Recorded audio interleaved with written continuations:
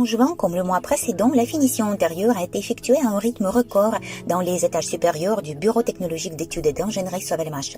Les surfaces extérieures du bâtiment administratif ont été nettoyées. Au début du mois de juin, la société Sovelmash a terminé ses activités dans les locaux en location et a complètement déménagé dans le bâtiment du BTEI. L'aménagement des bureaux du premier étage du bâtiment administratif a commencé. Des meubles et des équipements ont été installés dans différents locaux. Cela témoigne du stade final de la construction du bâtiment. En juin, le BTEI Sovelmash a obtenu une adresse postale. Après cela, il est à présent possible de conclure un contrat pour l'approvisionnement constant en énergie. Le 27 juin, le poste de distribution électrique du BTEI a été réellement soumis à une tension de 10 kV depuis la sous-station de la ZES Technopolis Moscou. L'installation de la ventilation et du système de refroidissement est terminée.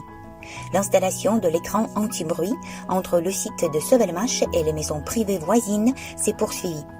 Une partie de l'écran a déjà été installée sur les fondations et les supports. Une clôture a été installée autour des tours de refroidissement sèche. La pose des couches de finition de l'asphalte a été effectuée dans certaines zones du site de Sovelmash. Un tourniquet électronique a été installé pour permettre aux piétons de pénétrer sur le territoire du BTEI. Le revêtement des trottoirs dégradés lors des travaux de terrassement a été réfectionné. Des documents ont été établis afin d'obtenir la conclusion sur l'achèvement de la construction. Dmitry Douyanov a déclaré que la société dispose actuellement sur ses comptes du financement nécessaire pour effectuer les travaux de construction en respectant les estimations. Il reste à achever ces travaux et à subir un nouvel examen pour obtenir cette fameuse conclusion.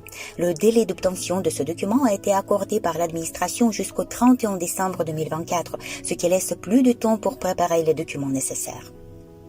Malgré la proximité de l'achèvement de la construction du BTEI, le financement est toujours nécessaire pour Sovelmash, non seulement pour terminer le bâtiment, mais aussi pour assurer la mise en service et le fonctionnement de l'entreprise avant d'atteindre les chiffres d'affaires prévus.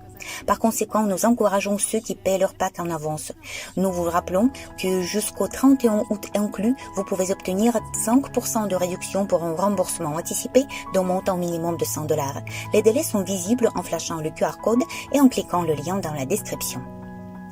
Le cadre du drone Motelok a été réalisé. Son moteur a été préparé pour les tests préliminaires. L'équipement de la ligne de montage SMD des composants de la microélectronique a été réceptionné. Nous avons ouvert la possibilité d'envoyer une demande d'action à tous les investisseurs russes. Auparavant, dans le back-office de la groupe, cette fonctionnalité n'était disponible que pour les membres du Club 100 et du Club 1000. Grâce aux commentaires des personnes ayant déjà eu accès, nous avons pu tester et améliorer cette nouvelle fonctionnalité. La prochaine étape sera son lancement à grande échelle pour tous les investisseurs du projet. Depuis le mois de juin, dans un bloc spécial de la section assistance de votre back-office, vous pouvez envoyer un message à la société Sola Group, suggérer vos idées sur la façon d'améliorer votre back-office et signaler d'éventuelles erreurs.